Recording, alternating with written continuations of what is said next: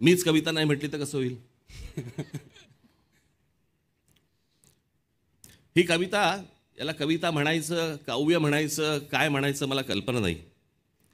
आज मी जे काही काव्य निवडलेलं आहे हे कदाचित तुम्ही ऐकलं नसेल असं मला वाटतंय. ऐकलं असेल तर आनंदच आहे.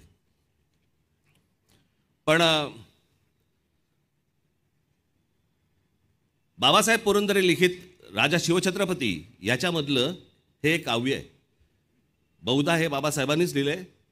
छत्रपती शिवाजी महाराजांना उद्देशून लिहिलेलं आहे.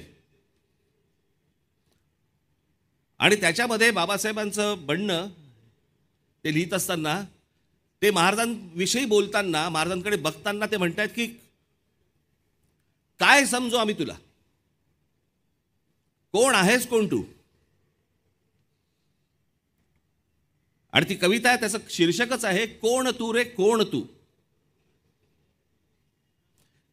मी आपल्यासमोर सादर करतो की कोण तू रे कोण तू, कालिकेचे खडग तू की इंदिरेचे पद्म तू, जानकीचे अश्रू तू की उकळता लाव्हाच तू, खांडवातील आग तू की तांडवातील त्वेष तू, वाल्मिकीचा श्लोक तू की मंत्र गायत्रीच तू, भगीरथाचा पुत्र तू की रघुकुलाचे छत्र तू, मोहिनीची युक्ती तू की नंदिनीची शक्ती तू, अर्जुनाचा नेम तू की गोकुळींचे प्रेम तू, कौटिलाची आण तू की राघवांचा बाण तू, वैदिकाचा घोष तू की नीतीचा उद्घोष तू, शारदेचा शब्द तू की हिमगिरी निशब्द तू, की सतीचे वाण तू व मृत्यूला आव्हान तू, शंकराचा नेत्र तू की भैरवाचे अस्त्र तू, की ध्वजाचा रंग तू व बुद्धीचा श्रंग तू, कर्मयोगी ज्ञान तू की ज्ञानियाचे ध्यान तू, चंडिकेचा क्रोध तू की गौतमाचा बोध तू, तापसीचा वेश तू की अग्नीचा आवेश तू,